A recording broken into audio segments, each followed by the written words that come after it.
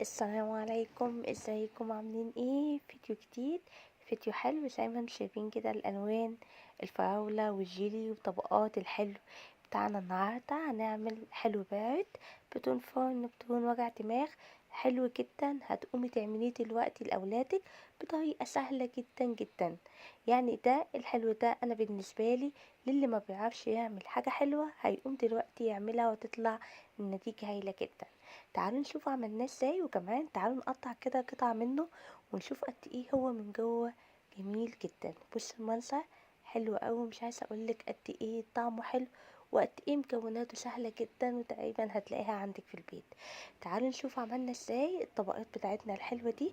يلا قبل ما ابتدي في الفيديو، لو اول ما تشوف قناتي، دي قناتي انا سماح ابو النجا، ودي قناتي يا ريت لو مش مشتركه فيها يا ريت تشتركي وتفعلي الجرس على كلمه الكل، وكمان حطيلي لايك